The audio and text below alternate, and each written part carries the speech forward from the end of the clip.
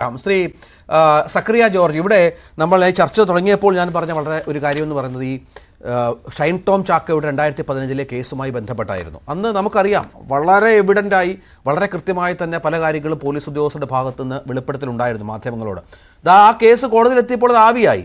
കഴിഞ്ഞ മാസം വിധി വന്നപ്പോൾ കുറ്റക്കാരനല്ല, വെറുതെ വിട്ടു.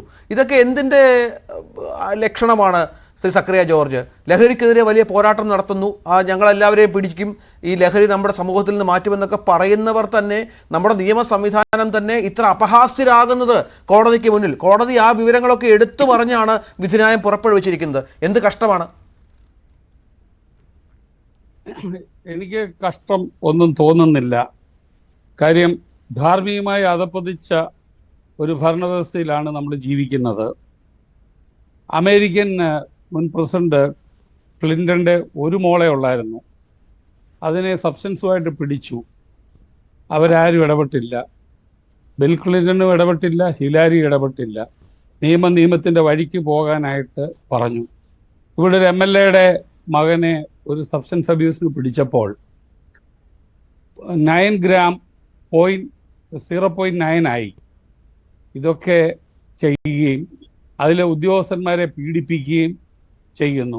ഞാൻ ഇടുക്കി ക്രൈംബ്രാഞ്ചുള്ളപ്പം അവിടുത്തെ അഡീഷണൽ എക്സൈസ് കമ്മീഷണറെ പൂട്ടാനായിട്ട്, അത് വേറെ പൊളിറ്റിക്കൽ റീസൺസ് ആണ്, ഈ സർക്കാരിൻ്റെ ആദ്യഘട്ടത്തിൽ 1ാം ഫേസിൽ അദ്ദേഹത്തിൻ്റെ പേരിൽ പരാതി ഉണ്ടാക്കുകയും അദ്ദേഹത്തിന് IPS കൊടുക്കാതിരിക്കാനുള്ള ശ്രമം നടത്തുക, അദ്ദേഹം സുപ്രീം കോടതിയിൽ പോയി വരികയൊക്കെ ചെയ്യുകയുണ്ടായി.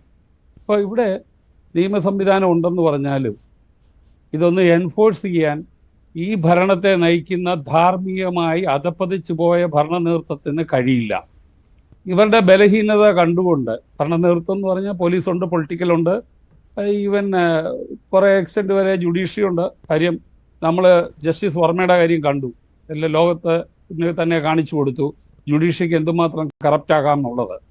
Naveen Arora versus state of Delhi കേസിനകത്ത്, ഡൽഹി ഹൈക്കോർട്ട് കേസിനകത്തും പറഞ്ഞിട്ടുണ്ട്, a judge should always think that he's a judge, he too will be judge എന്ന് പറഞ്ഞിട്ടുണ്ട്. അപ്പം ഈ സംവിധാനങ്ങളുടെ എല്ലാം അധപ്പതിച്ചു പോകുന്നതിൻ്റെ കാര്യം, ഈ ഗാന്ധിജിയുടെ നാട്ടിൽ നമ്മൾ ഗാന്ധിജിയെ വെടിവെച്ച് കൊന്നു. നമ്മളെന്ന് പറഞ്ഞ് ഞാനല്ല, ഇന്ത്യക്കാർ തന്നെ കൊന്നു. എന്നിട്ട് പിന്നെ അദ്ദേഹത്തെ ആക്ഷേപിച്ചുകൊണ്ടിരിക്കുന്നു.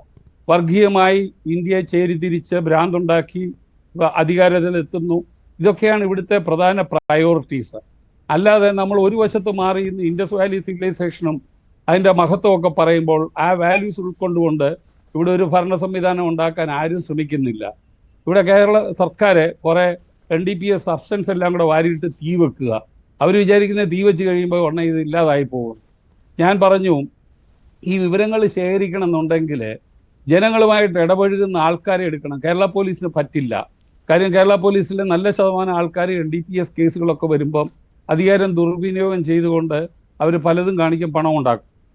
അപ്പോൾ തീർച്ചയായിട്ടും ഈ ആശാ വർക്കേഴ്സിനെയും അതുപോലെ തന്നെ നമ്മുടെ കുടുംബശ്രീയിലെ പോകുന്ന പാവപ്പെട്ടവരുണ്ട്, അവരെ ഉപയോഗിക്കണം. ഞാൻ നേരത്തെ ഒരു ചർച്ചയെ പറഞ്ഞാണ്, അവർക്ക് ഇൻസെൻറ്റീവ് കൊടുക്കണം. അവർക്ക് ഇൻസെൻറ്റീവ്, നല്ലത് ക്യാഷിന് വേണ്ടി ഇൻഫർമേഷൻ തന്നാൽ അവർക്ക് കാശ് കൊടുക്കണം.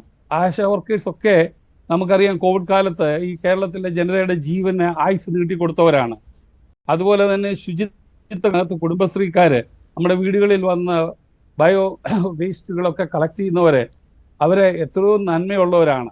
അവരെ ഈ നമ്മൾ പറയുന്ന ബയോളജിക്കൽ വേസ്റ്റ് കളക്ട് ചെയ്യുന്ന പോലെ തന്നെ, അല്ലെ ഹോട്ടൽ വേസ്റ്റ് കളക്ട് ചെയ്യുന്ന പോലെ തന്നെ, ഈ സമൂഹത്തിലെ ഇത്തരത്തിലുള്ള മാലിന്യങ്ങൾ, അതായത് ഡ്രഗ്, ആൽക്കഹോളിസം ഒക്കെ, ഇതിനെ നിർമ്മാർജ്ജനം ചെയ്യാൻ വേണ്ടി അവരെ ഉപയോഗിക്കണം.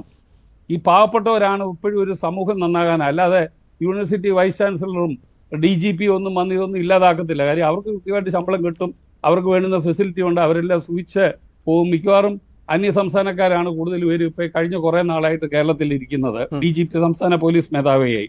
അതിനകത്ത് മദ്യപിക്കുന്നവരും നല്ലവരായിട്ടുണ്ട്. അതുപോലെ തന്നെ ഈ കോട്ട്പ, ടൊബാക്കോ പ്രിപ്പറേഷൻ എപ്പോഴും ചുണ്ടിനിടയിൽ വെച്ചുകൊണ്ട് അവിടെ ഇങ്ങനെ സുഖിച്ചിരിക്കുന്നവരും ഉണ്ട്. ഞാൻ പേര് പറയുന്നില്ല. പക്ഷേ ഇതൊക്കെ മാറണം. നമുക്ക് നന്മയുള്ളവരെ വേണം. ഞാനൊരു ചർച്ചയെ പറഞ്ഞു, സംസ്ഥാന പോലീസ് മേധാവിയായിട്ട് മദ്യപിക്കാത്ത ഒരാളെ വെക്കണം. കഴിഞ്ഞിടയിൽ ഒരു പ്രമുഖ പത്രത്തിനകത്ത് കുറേ പേരുടെ ഫോട്ടോ ഒക്കെ കണ്ട് ലഹരിക്കെതിരെ പറഞ്ഞു. അതിനകത്ത് പലരും മദ്യപിക്കുന്നവരാണെന്ന് എനിക്കറിയാം. ഞാനതുപോലെ അതിൽപ്പെട്ട മദ്യപിക്കാത്ത ഒരു ഉദ്യോഗസ്ഥനുമായിട്ട് ഞാനത് ഷെയർ ചെയ്യുകയും ചെയ്തു. മുൻ DGP-യുമായിട്ട് ഞാൻ ഷെയർ ചെയ്യുകയും ചെയ്തു. ഇപ്പൊ നമ്മുടെ ആകപ്പാടെ തകർന്ന് കിടക്കുവാണ്. നമുക്ക് ഇതിനൊന്നുമില്ല. ഇവിടെ ഇഷ്ടം പോലെ ഐ ജിമാരുണ്ട്. ഒരാളെ ഡിസ്ട്രിക്ട് നാർക്കോട്ടിക് ബ്യൂറോ ഉണ്ടാക്കിയിട്ടുണ്ട്. അത് ഒന്നുമില്ലാതെ ഫങ്ഷൻലെസ് ആയിട്ട് കിടക്കുന്നു. ഈ സർക്കാരിന് ജനങ്ങളോട് ഈ നാടിനോട് സ്നേഹം ഉണ്ടെങ്കിൽ ഒരു മാതൃകാ പുരുഷനായ ഒരു ഐ ജിയെ കിട്ടാൻ വലിയ പാടാണ്. എങ്കിലും എടുത്തിട്ട് അദ്ദേഹത്തിന് ഈ സ്റ്റേറ്റിലെ നാർക്കോട്ടിക് കൺട്രോളിൽ മൊത്തം കാര്യങ്ങൾ കൊടുക്കണം. പക്ഷെ അതിനേക്കാൾ ഉപരി പിന്നെ ഡിവൈഎസ്പിമാർക്ക് പോലും അധികാരമില്ല. സെക്ഷൻ 53 പ്രകാരം NDPSന്റെ 1985 സെക്ഷൻ 53 പ്രകാരം അത് നോട്ടിഫൈഡ് ഓഫീസേഴ്സിനെ ആക്ട് ചെയ്യാൻ പറ്റുള്ളൂ. നോട്ടിഫൈ ചെയ്തിട്ടില്ല. കാസർഗോഡ് ഇരുന്ന ഒരു ഡിവൈഎസ്പി എൻ്റെ പരിചയക്കാരനാണ്. അദ്ദേഹം എഴുതി കൊടുത്തപ്പോൾ അന്നത്തെ SP അദ്ദേഹത്തെ ഹരാസ് ചെയ്യുകയോ ചെയ്തത്. നോട്ടിഫൈ ചെയ്യാത്തവന് ചെയ്യാൻ പറ്റത്തില്ല. നേരത്തെ ITP ഇമ്മോറൽ ട്രാഫിക് എല്ലായിടത്തും പിടിക്കുന്നു. പക്ഷേ ഓഫീസേഴ്സിന് നോട്ടിഫൈ ചെയ്യാതില്ല. വൈകി വന്ന വിവേകമാണ്. ഒത്തിരി നാൾ കഴിഞ്ഞിട്ടാണ് ചെയ്തത്. ഇപ്പൊ ഇരുന്ന് ചർച്ച ചെയ്യാതെ ഇതൊക്കെ ചെയ്യട്ടെ. അതാണ് ആവശ്യം. ഇടപെടണം. അത് നമുക്കതിനുള്ള അവസരങ്ങൾ വേണം. ശ്രീ ജോളി ചെറിയത്ത് വരാം. ഇപ്പോൾ നമ്മൾ ഈ ചർച്ച ചെയ്യുന്നത് വിൻസി അലോഷ്യസ്